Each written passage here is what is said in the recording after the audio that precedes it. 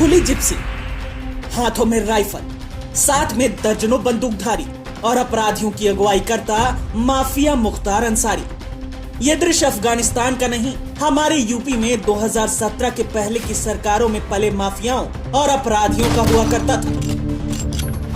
Mukhtar gang का आतंक इस कदर हावी था कि गुंडा टैक्स वसूली और हफ्ता देने से इनकार करने वालों को मौत के घाट उतारना इनके लिए आम बात थी।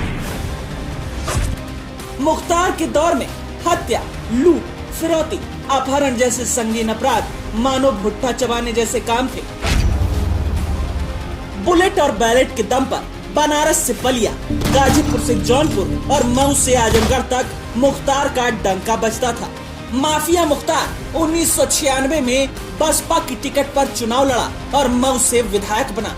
बैलेट पर बुलेट के हावी होने के कारण इस माफिया का राजनीति में दबदबा इतना बढ़ गया कि जेल में रहते हुए ये 4 बार चुनाव जीता।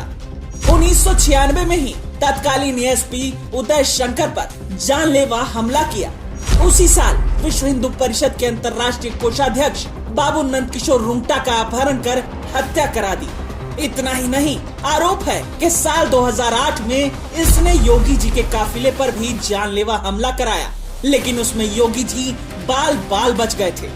तत्कालीन डीजीपी ब्रिजलाल ने खुलासा किया कि सिर्फ बसपा ने ही नहीं, सपा सरकार ने भी मुख्तार की खातिरदारी में कोई कसर नहीं छोड़ी थी।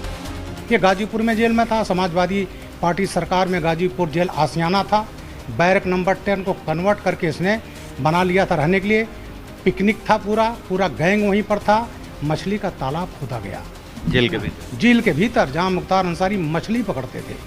उनका प्रिय कुत्ता भी उनके साथ रहता था और वहां के डीएम थे, वो आकर के डेली बैडमिंटन खेलते थे, डीएमएसपी। तो इस हालात में मुख्तार ने जो अपने गैंग वहां संचालित किया, वो पीरियड था कि इतना संचालित किया, किसी में रहते हो कृष्णा राय को मार दिया। मुख्तार और उसकी गैंग ने विपक्ष की सरकारों में अवैध धंधों से अकूत संपत्ति तो खूब बनाई, लेकिन योगी जी ने पलक झपकते ही अरबों की अवैध संपत्ति जब्त या ध्वस्त कर दी। कल तक जिसका पूरे प्रदेश में खौफ था, लोग मुख्तार के सामने गिड़गिड़ाते थे, उसकी योगी जी की सरकार में हेकड़ी गुम और हनक हवा हो गई। अब वो खुद गिड़गिड़ा रहा है, लेकिन सुनने वाला कोई नहीं है। योगी जी ने साफ कर दिया है कि जहां अपराध वहीं हिसाब। यही कारण है कि 2017 के बाद से यूपी के बड़े बड़े बाहुबलियों पर भारी पड़ रहे हैं एक अकेले भगवाधारी। इसलिए कमल का बटन दबाएं, भाजपा को जिताएं।